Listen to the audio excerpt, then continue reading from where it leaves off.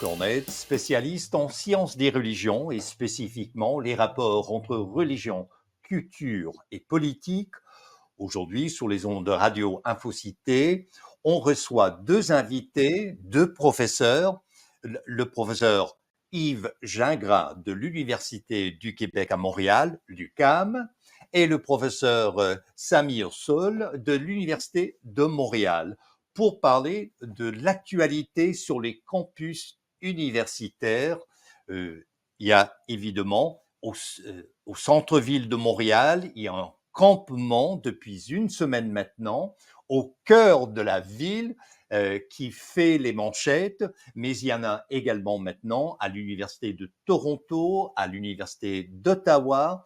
Il y a des manifestations de même qu'en Colombie-Britannique. Alors, on va traiter de quelques-uns des principes, voire des pratiques sur les campus universitaires et les enjeux. Alors, on va commencer avec le professeur Yves Gingras, si vous voulez bien.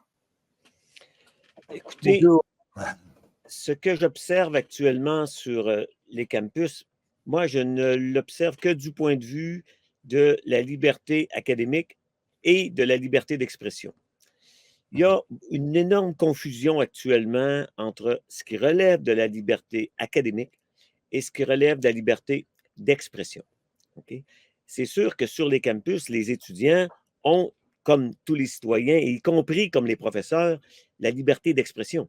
Donc, on peut pas, il n'a pas de sens que les universités, à travers leurs doyens, leurs provos ou leurs recteurs, viennent sanctionner un professeur ou un étudiant qui ne fait qu'exprimer, dans le cadre des lois habituelles, on n'a pas à rappeler que la seule contrainte à la liberté d'expression, c'est le système de la loi. Si on fait une attaque aux individus, il y aura une cour qui décidera. Donc, ceux qui disent que tel discours, c'est un discours haineux, se trompent dans le sens que c'est un discours qu'ils considèrent comme haineux. La seule personne qui peut dire si un discours est haineux, c'est le juge. Et donc, il faut respecter la liberté d'expression maximale. Et donc, actuellement, ce qui est très intéressant, c'était que, et j'avoue que c'est un peu ce à quoi je m'attendais, je crois que le jugement de la juge Massé à Montréal, qui a refusé l'injonction demandée par deux étudiants ou deux étudiantes de McGill, était une très bonne décision. J'invite les gens à la lire attentivement.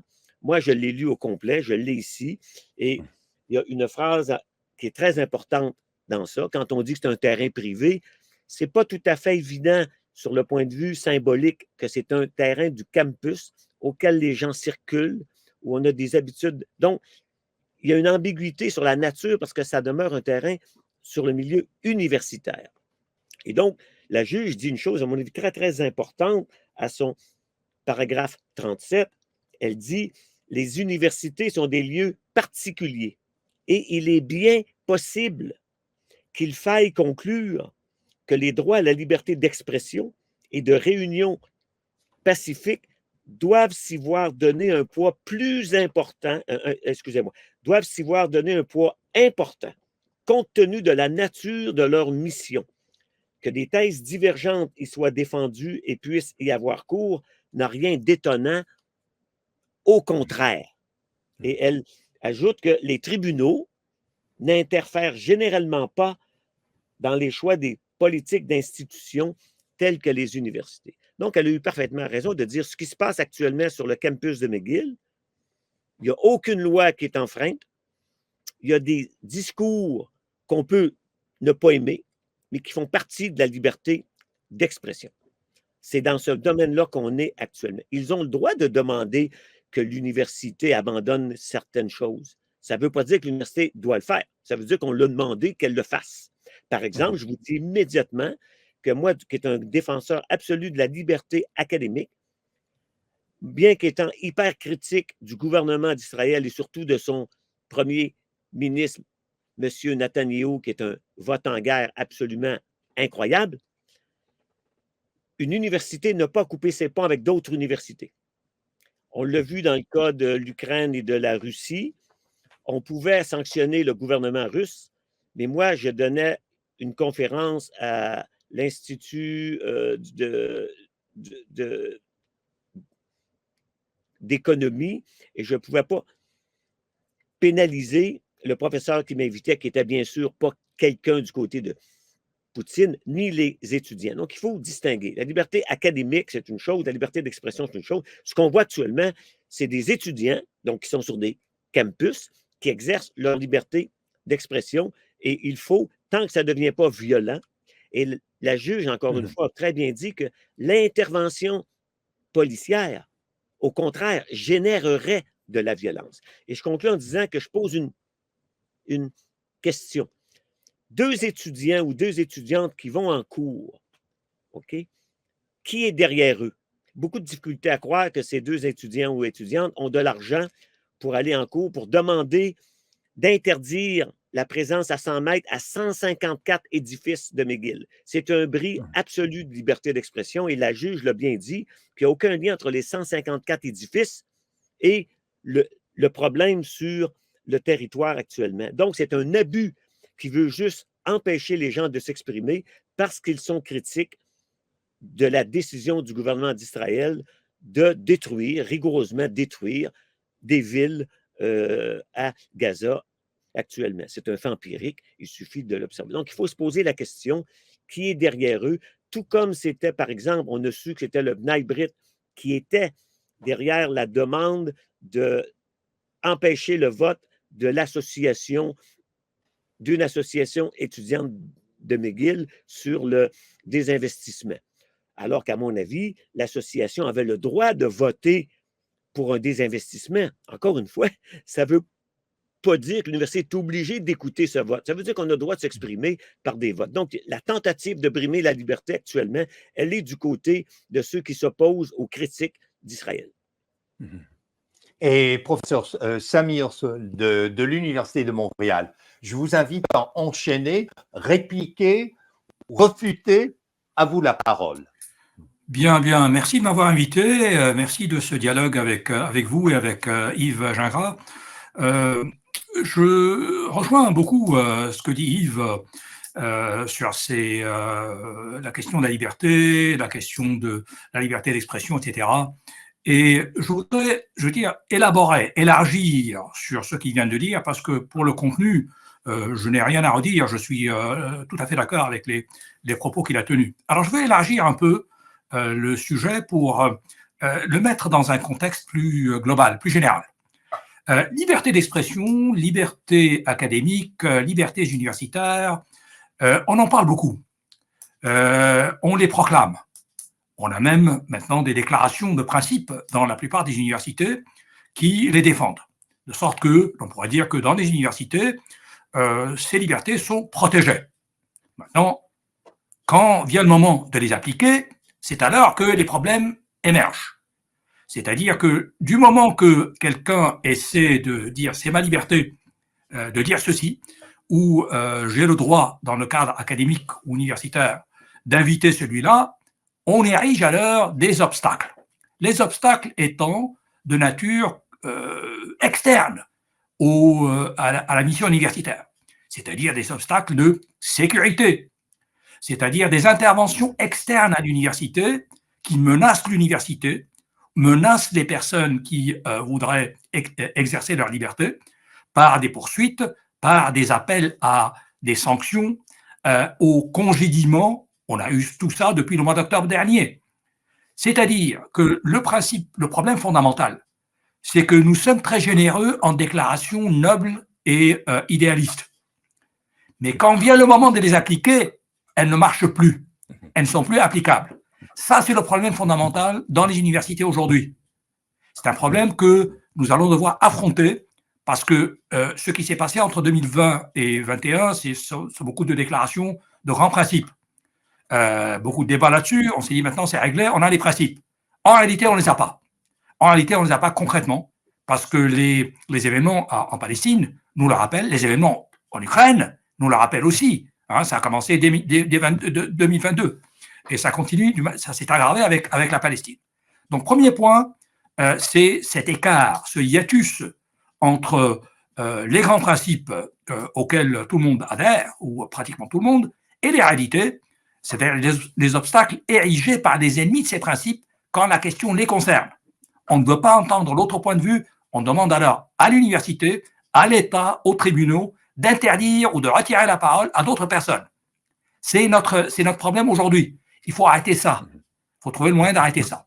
Deuxième chose que je veux pour élargir, je pense que ce que les étudiants sont en train de faire aux États-Unis, en France, au Canada, maintenant en Australie, j'entends aussi en Irlande, est d'une extrême importance.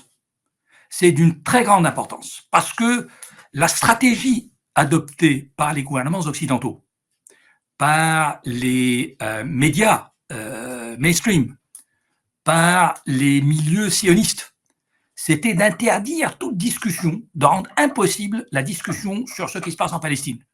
Donc ne pas en parler, écarter, museler, bâillonner quiconque en parle, de manière à ce que le public ne sache pas ce qui se passe là-bas. Et il se passe là-bas des choses horribles, c'est évident. Donc on ne peut pas les défendre. Le seul moyen, c'est d'empêcher les gens d'en parler. Donc il y a eu une conspiration du silence qui a dominé depuis le 7 octobre, qui a commencé même en France. Dès le lendemain, le gouvernement français a annoncé qu'il allait interdire les manifestations pro-palestiniennes parce qu'elles étaient par définition antisémites. Antisémites. Donc, avant même qu'elles n'aient lieu, le parti pris était évident et la stratégie était évidente. Elle a été appliquée par les gouvernements occidentaux, tous, y compris le gouvernement canadien, pour décourager, rendre impossible la perception ou la compréhension de ce qui se passe. Donc, interdit de parler. Ce que les étudiants ont fait est très, très important. Ils ont brisé le silence. Ils ont brisé l'omerta. Et je me permets, de signaler à l'auditoire de Radio Infocité que j'ai invité d'autres professeurs. Entre autres, j'ai reçu une réponse de la France. Le professeur ne pouvait pas en parler à cause de la garde des Sceaux et que c'était très rigide. J'ai contacté également un professeur à l'université Columbia à New York qui m'a dit « Je n'ai pas le droit, il faut passer par le département des communications de l'université Columbia. » Et je tiens aussi à dire à l'auditoire de Radio Infocité, pour trouver un équilibre, j'ai invité des professeurs juifs et juives aussi pour entamer ce dialogue. Alors, je ferme la parenthèse parce que c'est approprié de ce que vous dites, professeur Sohn. Très bien, ça ajoute de la chair sur ce que je suis en train de dire, parce que je dis c'est extrêmement important actuellement. La prise de parole aujourd'hui est une affaire risquée dans certains contextes. En France, on peut être arrêté pour apologie du terrorisme, entre guillemets. Ça, c'est une stratégie. C'est moins rigide, enfin moins agressif en Amérique du Nord, mais on n'est pas loin. On n'est pas loin. La France montre le mauvais chemin aux autres. C'est-à-dire interdiction de parole afin que ce qui se passe en Palestine, qui est horrible, qui est criminel, ne soit pas discuté, ne soit pas vu. Alors, les étudiants ont eu le courage. On leur doit une fière chandelle. Ils ont rendu la chose, ils ont rendu l'interdiction, le bâillonnement impossible. Le sujet est maintenant sur la table. Ils ont remis les pendules à l'heure. Et il est impossible d'ignorer le sujet maintenant. Et c'est pourquoi il dérange tant. Il ne dérange pas les autres étudiants. Il ne dérange pas les universités. Il dérange le pouvoir. Parce qu'il rappelle les questions fondamentales, rappelle ce qui se passe dans le monde à l'opinion publique. Ça, le pouvoir ne veut pas entendre cela. Les milieux sionistes, naturellement, ne veulent pas entendre cela et veulent les réprimer par tous les moyens. Voilà, je dirais, le contexte général de cette discussion sur la liberté d'expression, la liberté académique. Et professeur Gingras, aimeriez-vous y donner suite aux commentaires de votre collègue? Oui, et ça m'amène jamais à soulever un point que je trouve très, très important et qui, un de mes buts, c'était d'intervenir sur cette question-là. C'est la stratégie rhétorique actuelle déployée des arguments. Et donc, je reviens au jugement de la juge Chantal Mas parce qu'il est très, très, très important et très intéressant sur le plan sociologique. Elle dit très bien que les deux personnes ont invoqué leur sécurité. Or, ça, depuis quelques années, dans un contexte qui se multiplie dans d'autres cas, mais qui est appliqué ici au cas qui nous intéresse, on utilise la notion de sécurité dans un sens complètement psychologique et invérifiable. Normalement, le sens commun, quand on dit on doit être en sécurité, quand on dit cette phrase-là, phénoménologiquement, tout le monde comprend que le toit ne nous tombera pas sur la tête, qu'on ne tombera pas dans un trou. C'est ça qu'on veut dire par le sens commun du mot sécurité.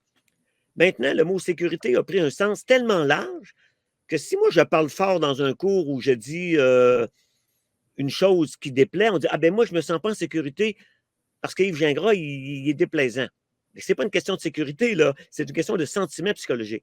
Or, le jugement de la juge Masse a mis le doigt sur cette question-là en disant que les deux personnes qui disent se sentir non en sécurité, c'est purement, comme ils disent, subjectif. Elles peuvent entrer sur le campus. Il n'y a eu aucune preuve apportée qu'on bloquait l'entrée aux 154 édifices. Donc, cet usage du mot « on doit être en sécurité », ce qu'il faut dire aux recteurs et aux provos et aux doyens, c'est de dire « ben voyons, non, tombez pas dans le panneau. Quelqu'un qui dit que sa sécurité est en danger, elle doit montrer que moi, j'ai voulu la battre ou je ne sais pas trop quoi, là. Mais il faut qu'on arrête de psychologiser tout parce que c'est une stratégie qui a une fonction unique dans ce cas-ci, c'est qu'on se sert de ça pour empêcher l'expression des opinions. Et donc, j'en viens à l'autre mot qui est utilisé maintenant partout et qu'il ne faut pas avoir peur de dire, répétez-le tant que vous voulez, c'est le mot, bien sûr, antisémite.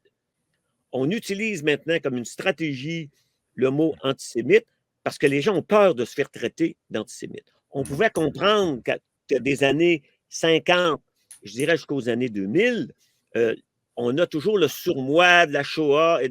Mais je pense que là, avec ce qui se passe actuellement en Israël, Netanyahou a fait que cette attaque récurrente et symbolique de dire c'est antisémite, je pense que perd de son crédit pour la raison même de son utilisation hors contexte. Il n'y a personne à peu près qui ne sait pas et qui ne comprend pas que ce qui est critiqué, c'est le gouvernement israélien qui est en train de détruire complètement une ville à la recherche, bien sûr, de terroristes. Mais est-ce qu'on peut défendre qu'on peut tuer 30 000 personnes pour trouver 10 terroristes? Je pense que la réponse est non. La guerre n'a pas une fin absolue de dire il me faut les 10 derniers terroristes et s'il faut que je rase complètement Gaza, qu'aucun édifice n'existe, je peux le faire parce que je suis à la recherche des terroristes.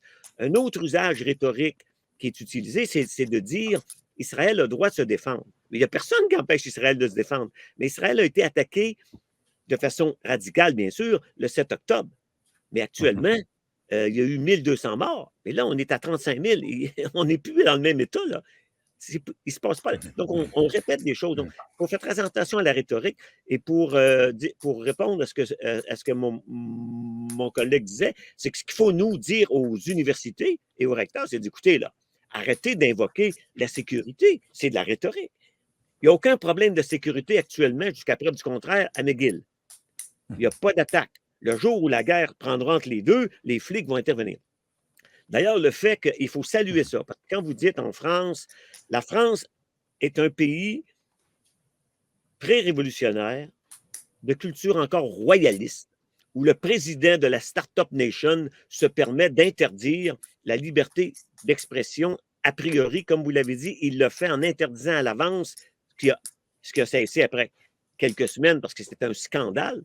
C'est à l'équivalent d'un État totalitaire. Dire à l'avance qu'il va intervenir, qu'il va interdire toute manifestation, c'est incroyable en France. Il y a un déclin en France de la liberté d'expression. Il faut saluer au Québec que les flics n'écoutent pas le premier ministre Legault.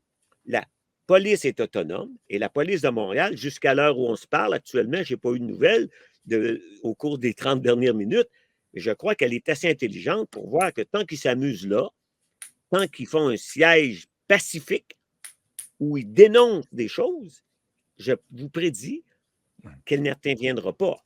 On peut comprendre que le premier ministre Legault répète les âneries de McGill, mais il ne faut pas oublier que là, on est dans la politique québécoise et que McGill est en poursuite contre le gouvernement du Québec. Rappelez-vous qu'actuellement, il y a une cause en cours de l'Université McGill contre le gouvernement du Québec. Donc, le gouvernement du Québec dit McGill trouve que c'est un terrain privé. Sur le plan juridique, j'aimerais bien entendre un juriste.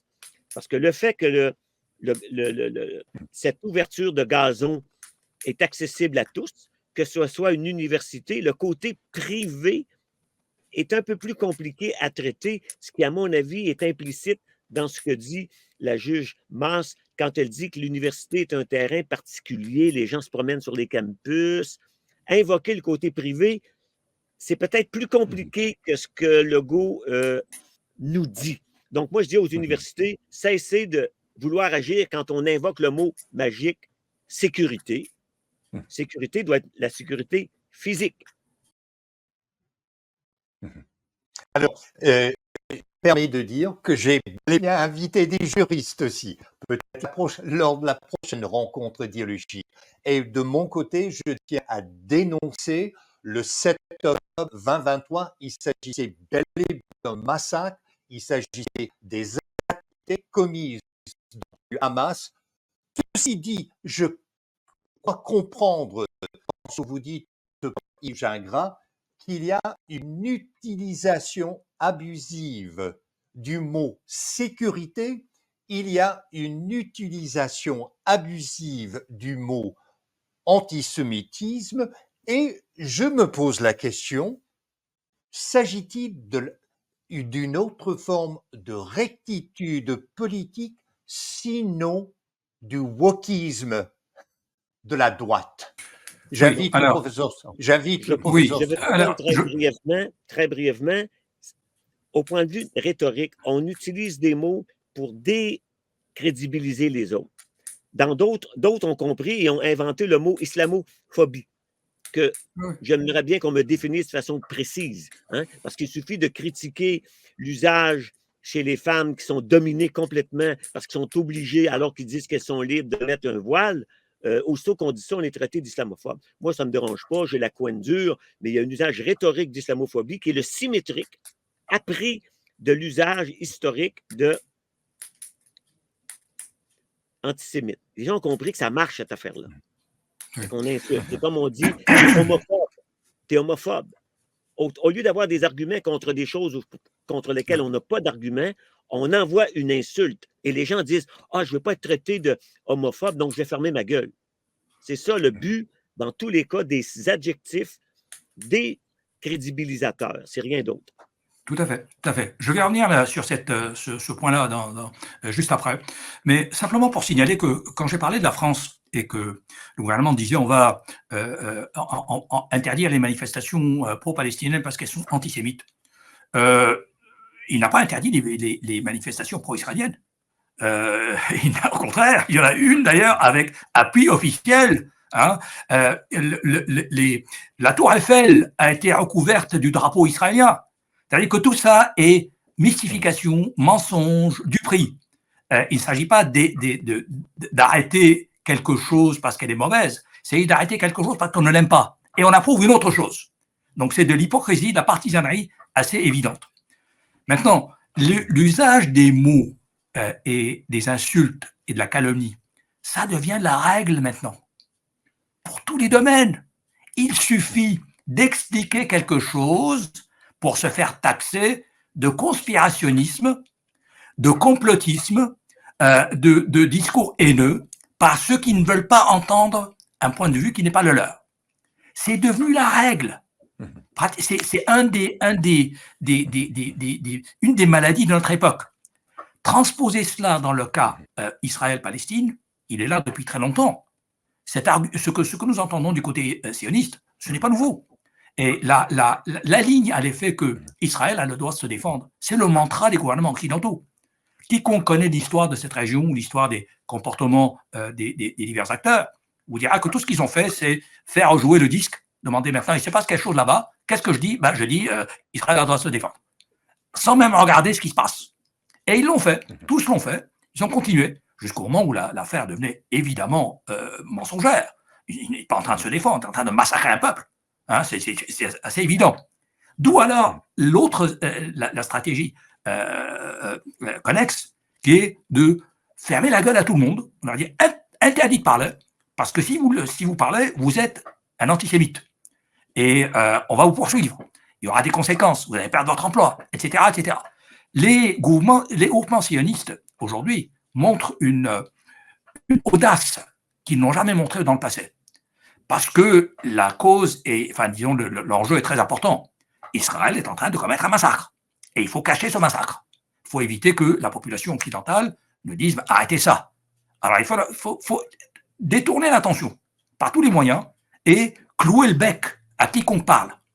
On est maintenant dans une phase de répression de la pensée, de la police de la pensée. Je peux vous dire que dans notre université, on a reçu d'individus manifestement partisans des messages nous disant tel individu a dit ceci. On l'a vu sur un tweet, alors nous demandons à l'université de le sanctionner ou de le congédier.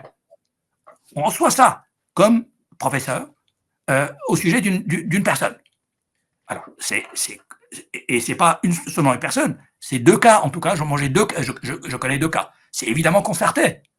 Il y a une attaque en règle désormais sur la liberté, sur la liberté de penser, la liberté d'écrire, de se prononcer, et c'est fait avec la recherche de l'appui de l'État.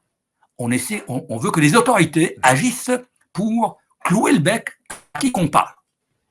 Alors, on le voit par exemple dans le cadre universitaire aussi, des demandes dans les universités à ce que l'université agisse contre certaines personnes. Cela a commencé dès le mois d'octobre dernier, à l'université Concordia, où justement, quelques individus ont dit ce que nous entendons nous rappelle de mauvais souvenirs. Nous rappelle des souvenirs du passé, ça crée en nous des remontées de mauvais souvenirs. Alors nous demandons à l'université de retirer le droit de parole à ces personnes et nous poursuivons l'université pour antisémitisme, avec une demande de 15 millions de dollars d'indemnité, de compensation. C'est quand même fascinant. L'affaire devient une machine à sous, une façon de s'enrichir. Quant à la personne qui à McGill a essayé d'arrêter un référendum, elle a dit simplement ma sécurité est touchée. Alors, si sa sécurité était touchée, elle aurait dû demander de la protection. Mais elle n'a pas demandé de la protection. Elle a demandé que le référendum soit annulé. Alors, le but était politique, évidemment. C'est de l'instrumentalisation. Et c'est l'instrumentalisation. Ça soulève une question pour moi qui est un enjeu primordial sur les campus universitaires. Y a-t-il de la place? Pour moi, une université existe, sa raison d'être, c'est de favoriser un débat d'idées. Y a-t-il encore de place pour la dissidence dans l'université? Professeur Gingras. Moi, je pense que les professeurs doivent, au fond, utiliser leur liberté d'expression, la défendre. Et il faut rappeler aux universités qu'elles ont, et d'ailleurs, dans le rapport sur la liberté, dans le rapport de la Commission québécoise sur la liberté académique, on a un paragraphe très important qui rappelle d'appliquer au Québec et que toutes les universités devraient utiliser, et c'est très débattu actuellement aux États-Unis. On rappelle ce rapport de 1977 à Chicago, qui est le fameux rapport Calvert, qui rappelle que l'université n'a pas à s'immiscer dans des débats publics parce que le recteur n'est pas un représentant de la communauté. Il est là pour gérer la baraque.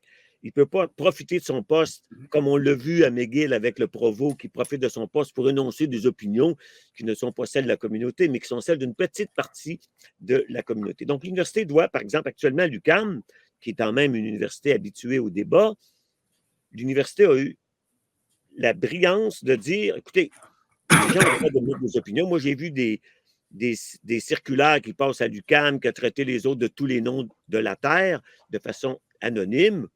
Ça fait partie du jeu. Il ne faut pas s'énerver avec ça. Les gens ont le droit de dire n'importe quoi, de dire vous devriez mettre Gingras dehors. Ils ont le droit de le dire. Ce qui compte, c'est que l'université va dire écoutez, là, c'est pas comme ça que ça marche. On est à l'université, il y a la liberté académique. Donc, dans les cours, c'est pareil. C'est des écoutez, là, on va analyser les forces, pas pleurnicher et faire de la morale. Le but de l'université, c'est d'analyser les mécanismes qui expliquent les phénomènes et qui peut les prédire d'avance. Par exemple, c'est clair que toutes les attaques juridiques contre les interventions, ça prend des gens qui ont de l'argent, ça prend des gens qui ont des organisations qui ont dit, OK, la nouvelle stratégie, c'est de faire peur aux universités en allant en cours. Fait que là, il faut que les universités disent, j'ai pas peur, allons en cours, vous allez perdre. Le meilleur exemple, c'est le rapport, le jugement Moss a dit, ah oui, Vous pensez que le juge est là pour vous écouter. Le juge doit dire, écoutez, la loi, c'est la loi. Donc, l'université doit mettre ses culottes, permettez-moi l'expression, et rappeler les gens que les débats, c'est des débats. Mais l'université, à mon humble avis, n'a pas elle-même comme une entité qui serait subjective. L'université, c'est Samir Soul, c'est moi, c'est d'autres. C'est pas l'université.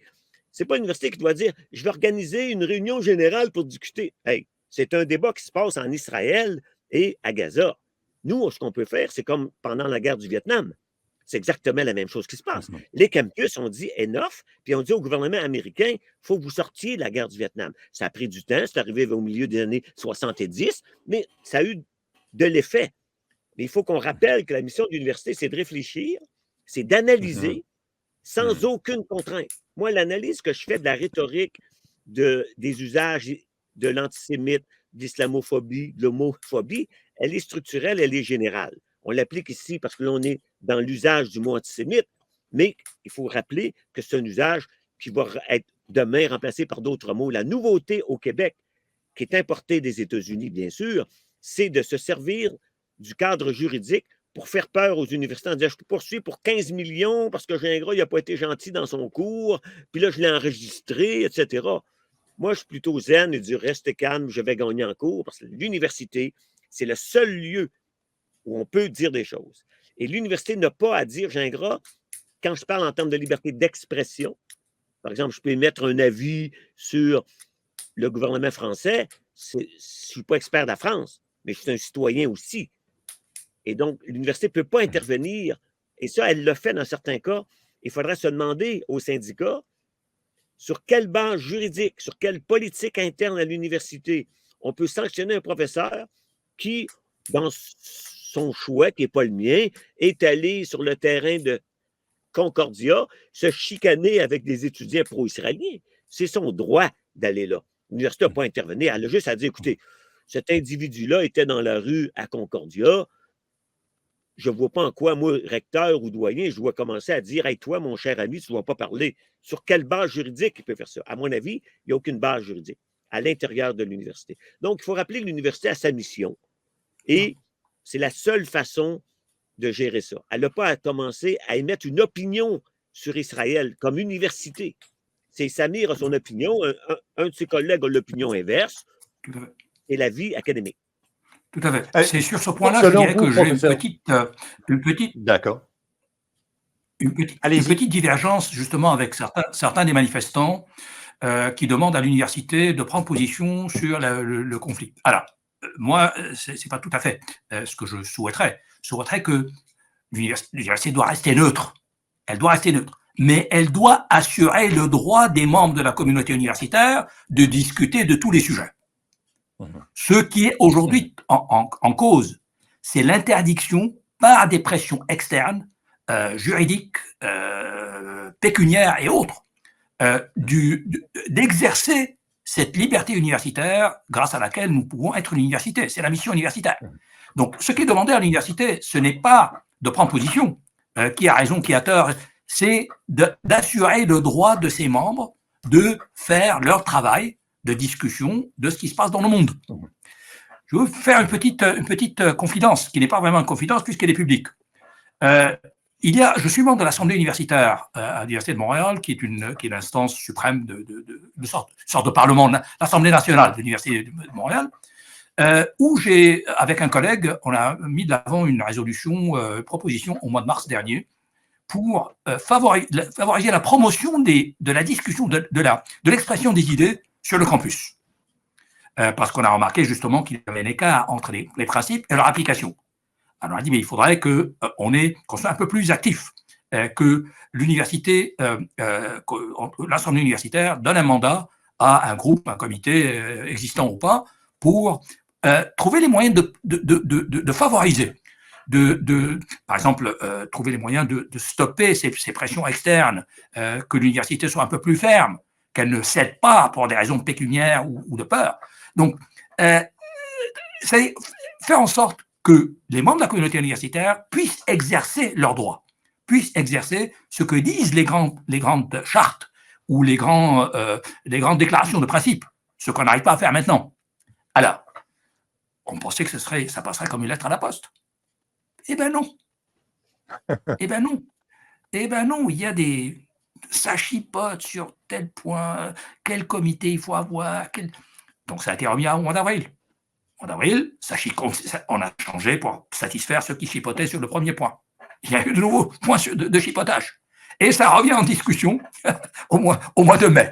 Alors vous voyez, il y a des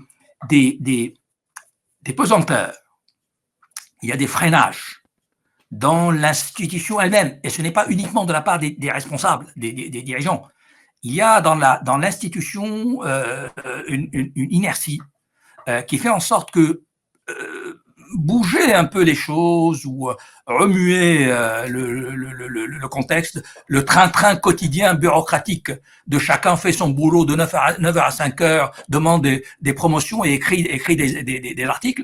Il y a de ceux qui sont habitués à ça. Et discuter du monde, discuter des problèmes qui nous entourent, certains préféraient boucher les oreilles, couvrir les yeux, ne pas voir. Donc, c'est pas facile. On est dans un monde aujourd'hui où la mainmise du statu quo est très forte. Et il faut, d'où alors je dirais mes remerciements du fond du cœur aux étudiants pour ce qu'ils font. Ils montrent que quand il y a des choses dont il faut parler, il faut parler. Un tout dernier point qu'on tire à la fin de cette entrevue dialogique.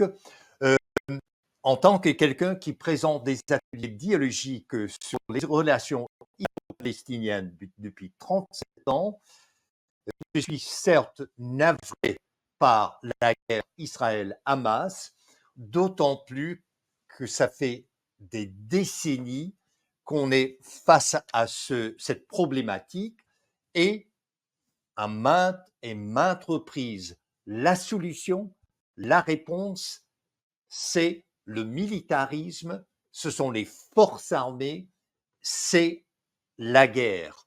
Or, je me suis demandé en tant que pédagogue, quand j'ai vu le Premier ministre du Québec faire appel au corps policier pour régler un problème sur un campus universitaire, je me suis posé la question, mais quel exemple donne-t-il? La solution, les réponses, on va les résoudre avec les armes, avec une force policière. Ne pourrait-on pas tenter davantage de trouver une solution? Et de la discussion jaillit la lumière. Je me suis posé la question, s'agit-il là, à toute pratique, d'une censure imposée de l'extérieur sur le campus universitaire? Professeur Gingras, qu'en pensez-vous? OK. Moi, je suis de ceux je pense, qui acceptent que dans la société, il y a des discours antinomiques incommensurables. Je pense que c'est une forte naïveté de s'imaginer qu'actuellement, prendre le groupe qui est installé et l'autre qui est au bord, qui se sert des armes juridiques, en disant on va discuter, puis par la dialogique, on va avoir un terrain d'entente, c'est d'une naïveté absolument totale. Donc, les gens vont rester sur leur position. Ce n'est pas ça l'enjeu. L'enjeu, c'est de dire, et ça, je pense, dans la tradition québécoise, pour l'instant, on doit le remercier. Il n'y a pas une tradition militaire chez les Canadiens français. On n'est pas les campus américains où les flics sautent tout de suite sur le premier noir qu'ils rencontrent. Et donc, on n'est pas dans cette tradition-là. Le premier ministre, à mon humble avis, n'aurait dû dire qu'une seule chose. Mais les journalistes font pression sur les élus pour répondre au micro à dire et ils se font prendre. Il aurait dû simplement dire, écoutez, la police est au courant de ce qui se passe, elle fait son travail, et ce n'est pas à moi de leur dire quoi faire. Mais je pense qu'il voulait montrer à tort que McGill est sur un terrain privé, c'est pas lui qui le sait, c'est un juge qui va le déterminer. C'est une erreur. Mais comme je dis, je suis assez optimiste que la police est habituée depuis 25 ans de voir des élus, même la mairesse de Montréal qui se mêle des fois d'un certain nombre de choses qui ne relèvent pas de son mandat. Elle doit laisser la police travailler, point barre. Mais elle veut se faire du capital politique. Donc je fais confiance aux flics qui vont dire on les laisse jouer du violon et nous, on n'intervient pas. Et donc, qu'est-ce qui va arriver? Bien, il va arriver comme à chaque fois qu'il y a eu en 2012, il y a eu des manifestations. Bien, ils vont cesser un jour. On espère qu'ils vont continuer uniquement à appuyer de façon à respecter les lois. Parce que si on commence à casser des vitres, bien là, les flics vont dire, bien, casser des vitres, ça ne marche pas. Donc, moi, pour l'instant, je suis assez optimiste. Grâce au jugement Mars, qui, à mon avis, a ramené les choses à ce qu'elles sont. Il faut le lire attentivement. Chaque phrase de ce rapport-là, de ce jugement-là, est très important. Et je suis optimiste que les flics n'interviendront pas parce qu'ils sont beaucoup plus intelligents que les élus, parce que c'est eux qui sont au front. C'est eux qui écoutent ce qui se passe. Ils voient bien que c'est tranquille. Et s'il pleut pendant 2-3 jours, ben, ça va arrêter parce que les gens vont être écœurés d'être sous une tente pleine d'eau.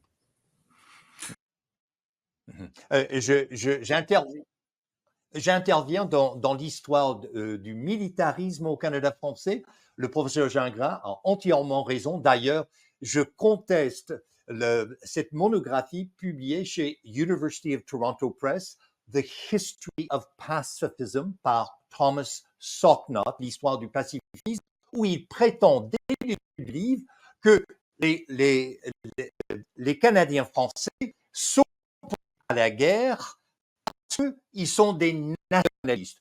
Or, je vous invite tous à lire un opuscule publié par Henri Bourassa lors de la Première Guerre mondiale, croyez-le ou non, qui s'intitule « Le Canada apocalyptique » et il prétend que les Canadiens ne peuvent pas faire la guerre parce que les chrétiens ne peuvent pas faire la guerre. C'est sur des bases religieuses. D'ailleurs, Henri Bourassa, avec J.S. Woodsworth, était un des seuls 2 membres du Parlement du Canada qui n'a pas voté pour l'implication du Canada lors de la Première Guerre mondiale. Alors, le dernier mot, c'est à notre collègue, professeur Samu Sol. Merci beaucoup. Je voulais confirmer ce que disait Yves en matière d'optimisme.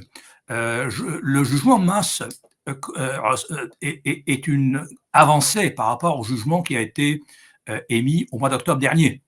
Rappelez-vous que cette étudiante anonyme, appuyée par quel organisme, je ne sais pas, qui avait s'était tournée vers les tribunaux, et ben, elle avait obtenu gain de cause.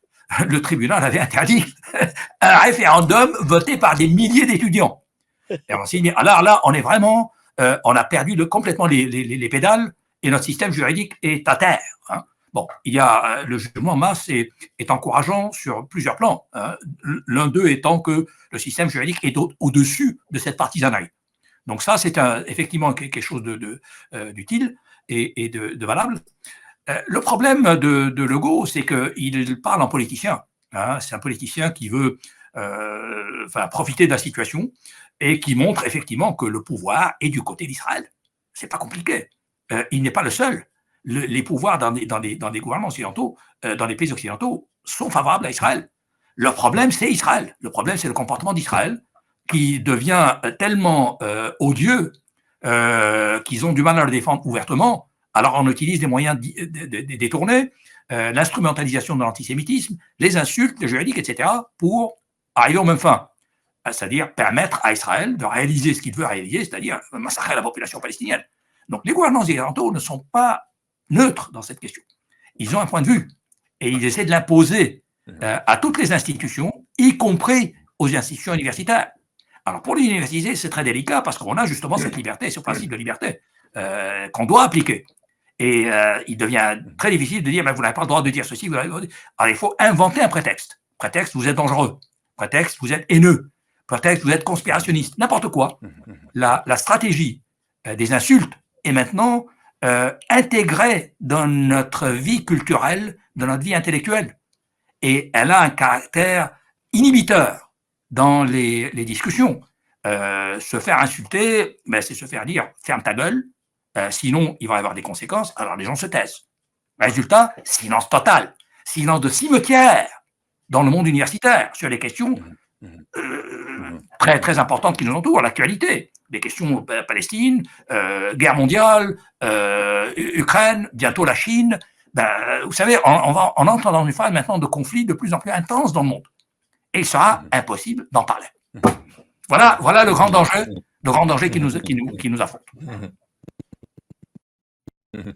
Le vendredi dernier, donc le jour, la veille de l'encampement du campus universitaire au centre-ville de Montréal, sur le campus, il y avait une énorme fête avec la bière Budweiser, avec un groupe musical, on dansait et on faisait la fête. Ils étaient des centaines au même endroit où se trouvent les tentes actuellement. Je me suis dit, je crois qu'on préfère de loin les spectacles, véritables d'idées sur les campus universitaires. Alors, nos remerciements au professeur Yves Gingras de l'Université du Québec à Montréal et au professeur Samy Sol de l'Université de Montréal et certes au régisseur de l'émission Jean-Marc Drolet. Merci de nous avoir accompagnés dans cette entrevue dialogique sur les ondes de Radio Infocité. Au revoir. Pour tout commentaire, nous vous invitons à nous écrire studio@radioinfocité.com.